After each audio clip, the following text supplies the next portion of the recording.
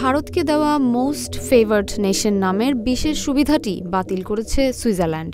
এতে দুই দেশের বাণিজ্য ও অর্থনৈতিক সম্পর্ক নতুন করে চ্যালেঞ্জের মুখে পড়বে বলে ধারণা করা হচ্ছে। আজ শনিবার ভারতীয় সংবাদ মাধ্যম ইন্ডিয়া টুডে এক প্রতিবেদনে এসব তথ্য জানিয়েছে। বিশ্ব বাণিজ্য সংস্থার নিয়ম অনুযায়ী কোনো দেশ যদি অন্য একটি দেশকে মোস্ট ফেভার্ড নেশন বা MFN মর্যাদা দেয়, তাহলে সেই দেশকে শুল্ক ও বাণিজ্য সংক্রান্ত বিশেষ সুবিধা দিতে হয়। এতদিন সুইজারল্যান্ড ভারতকে এই সব সুবিধা দিত। এখন MFN সুবিধাটি বাতিল করার ফলে ভারতের পণ্য রপ্তানি ও দ্বিপাক্ষিক বিনিয়োগ বাধাগ্রস্ত হতে পারে।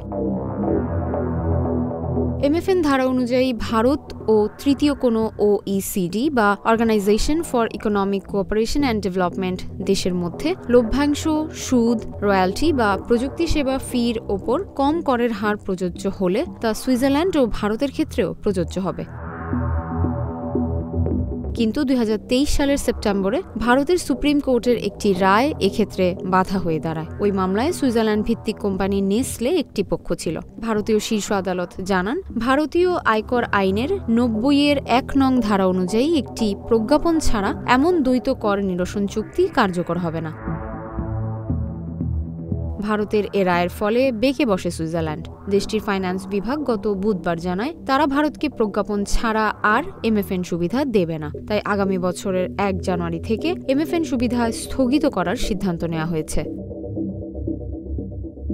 ইন্ডিয়া টুডের প্রতিবেদনে বলা হয়েছে, সুইজারল্যান্ড সরকারের এই সিদ্ধান্তের ফলে ভারতীয় কোম্পানিগুলোকে অতিরিক্ত 10% উৎসে কর দিতে হবে। এর আগে 2021 সালে এই হার 10% থেকে কমিয়ে 5% করা হয়েছিল।